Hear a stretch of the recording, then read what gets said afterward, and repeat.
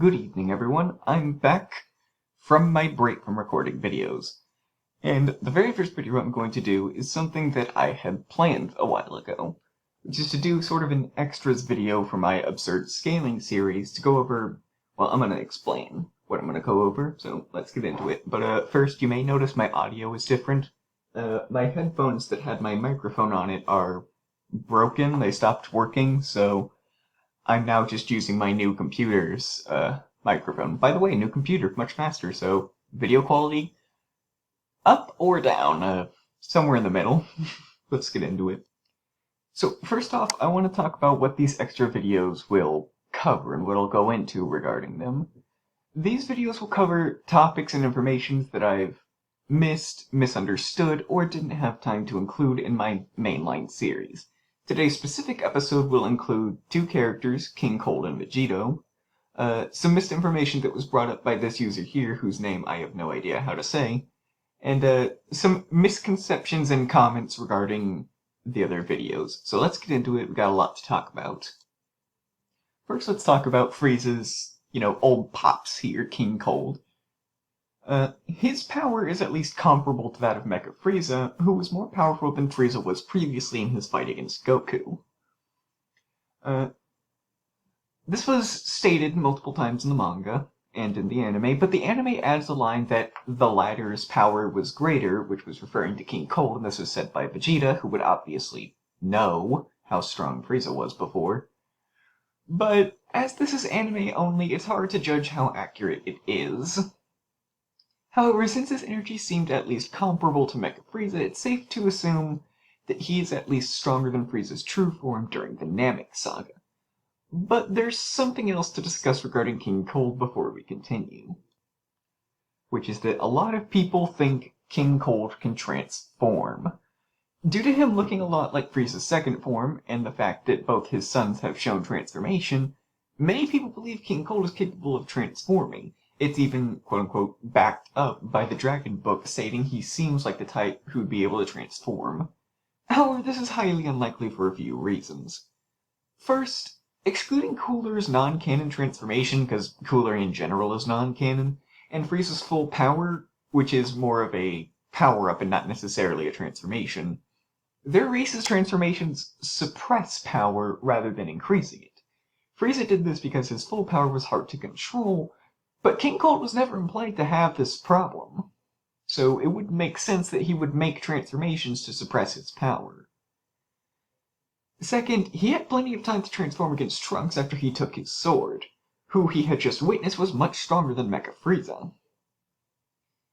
But he chose not to? Yeah, you could say he's arrogant, but when Frieza's transformed under much more favorable circumstances than that. So you'd think King Cold, who seemed more level-headed than Frieza, would have transformed if he had the opportunity and realized he could have trouble.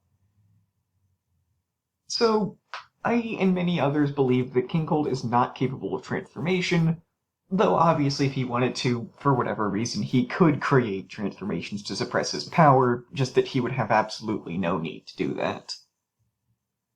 Now, in the third part of my absurd scaling of Dragon Ball Z episode, I mistakenly just kind of glossed over fusion. I didn't really bring it up because there was a lot to discuss in that video. The scaling was all over the place. I didn't really have time to go in depth regarding fusion, so I'm going to do it here. In Dragon Ball, there are two types of fusion: Potara earrings and Metamoran fusion, and for this one, we'll just be talking about the earrings. With these earrings, when worn by two people in opposite ears, will fuse them together and drastically boost their power. The first major example, because Kibito and the Supreme Kai did it, but they never fought. The first major example was Vegeta, a fusion of Goku and Vegeta to battle against Buhan. Here it showed that the power increase is massive, not just combining their powers, but multiplying it. Vegeta, in just his Super Saiyan form, was low to no diffing Buhan, who was massively stronger than Goku's Super Saiyan 3. And this concept is later reinforced in the Broly movie, which I'll discuss in another episode. But point is, fusion makes Saiyans in just their Super Saiyan form in their fused state stronger than Super Saiyan 3. And in some cases, even the base form could be considered stronger. But, again, we'll get into that in another episode. Now I'm going to go over some information that I missed in my previous episodes. Some information that was brought up by a specific user, who, again, I can't say their name, I don't know how, but we'll be going into that.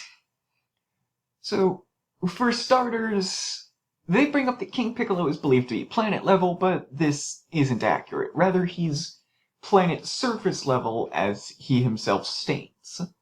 Though through scaling to Roshi, who he's obviously stronger than, King Piccolo is at least moon level and likely greater, but there's no evidence of him being planetary. Though, of course, if you can destroy the moon, then given enough time you could wipe out a planet, but stuff like planet level refers to like that, like almost instant. He also brings up Frieza destroying planet Vegeta, which has 10 times Earth's gravity, and through complex scaling, explained by Just a Robot, years ago, it actually scales this feat to dwarf star or large planet level. I believe this as well, because, well, as I've said in the first video, Frieza is massively stronger than characters we know can destroy planets. Vegeta could do it back in the Saiyan Saga, he had a power level of 18,000. Frieza's is over 500,000, so I don't doubt that he could destroy dwarf stars or large planets. And in the second video, they bring up something that I actually meant to include in the video, but I forgot to, so we're going to be talking about that now. They bring up Cell's solar system scaling, but in one of the guidebooks, it's stated that in Dragon Ball cosmology, a solar system is actually a galactic nebula that has countless stars, rather than the solar system we know. I initially doubted this, but after thinking about it more, I actually believe it because the universe in Dragon Ball is, it's a macrocosm. It's got multiple, pocket dimensions and stuff like that. It's hard to explain. I'll go into it some other time when in the Dragon Ball Super video, but I believe this, basically. Now, a galactic nebula isn't really a definition for anything I could find online, but through this statement, Cell could potentially be scaled to something like a satellite galaxy, or, in other words, destroying something equivalent to a much smaller galaxy. Either way, this massively increases his scaling beyond just base solar system level. Now let's go over some misconceptions / misinformation in the videos and in comments. First off, some information that I personally got wrong. Vegeta's Grade 8 form does not have a power level of 180,000, at least not when we see it. See, something I didn't know when I made the video, Vegeta's energy actually got drained making the Power Ball, plus I didn't take into account that he was already heavily injured, so his power would have been lower anyway. So, we don't exactly know how strong Vegeta was in his Grade 8 form at that point. We just know that whatever his base power level was at that time, his Grade 8 was 10 times that. He's still probably at least close to Ginyu and stronger than most of the Ginyu Force, but it's not the 180,000 that I said in the video, so that was my mistake. Next is a bit of a trickier one that was pointed out in the comments of the second video, which I actually don't believe I was wrong about. The next bit of misconception revolves around the father-son Kamehameha. Some comments tried to point out that Goku didn't add energy to the father-son Kamehameha. However, there are statements from guidebooks like the Daizenshu, which is pretty much the official source for Dragon Ball scaling and stuff, that Goku was adding his own power to the attack. And given this was likely Genki energy, the same stuff that goes into the Spirit Bomb or the Spirit Sword, which tends to be much stronger than the source, this could be responsible for covering the gap between Gohan and Cell's Kamehameha clash, as Gohan was really weakened down to one hand at that point, allowing it to contend without being overwhelmed, even if Goku was in base in the manga. Again, Genki is way stronger than the source. Though, of course, in the end, it was Gohan who managed to overcome Cell's attack. The point is, Goku was adding his energy and allowing Gohan to contend until he had that opportunity to take Cell down. It's not like the feat is giving, half to Goku. No, it's still, big majority to Gohan. Just that Goku was helping. You don't gotta take that away from the attack. It's literally called the father-son Kamehameha.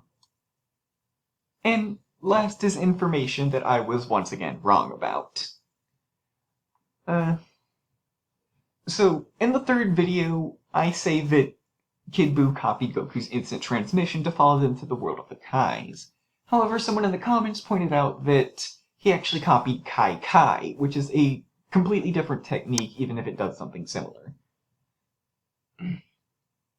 I initially thought this was wrong, but after looking into it for this video, it is in fact true that he copied Kai Kai and not instant transmission, and I was mistaken due to the Xenoverse games and Fighter Z both stating that he copied instant transmission. That's my bad, not watching the original show or reading the original manga, because I haven't been able to yet. Though I have tried. I have tried, to be fair. But, well, my point was that he can just copy energy-based techniques that he sees. Yeah, the two techniques are different enough for this distinction to matter, so I'm at least glad that it was pointed out and that I could make the correction in this video, because, the differences aren't huge, but they are there and they matter. So what am I going to scale next? Well, aside from doing an extras video for my JoJo's Bizarre Adventure series, because I already know there's going to be a lot of information there that I won't be able to cover in the videos, I'm going to do that after a few more episodes of the JoJo's Bizarre Adventure series. I'm also going to be scaling Dragon Ball GT, which I originally didn't plan on scaling because I didn't actually know the scaling, but after recently rewatching one of Just a Robot's series on Goku vs. Superman Every Form, I got a much better understanding of Dragon Ball GT's scaling, so I think I can actually do a somewhat decent video on that now. And I'm doing Super, so I might as well at least cover GT.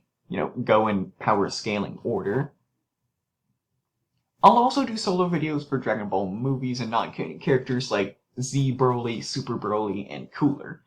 However, I don't plan on scaling video game exclusive content like Xenoverse because that's much trickier.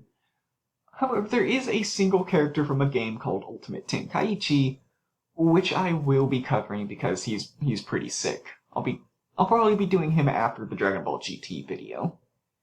Anyway, that's it, and I'll see you guys next time. Peace.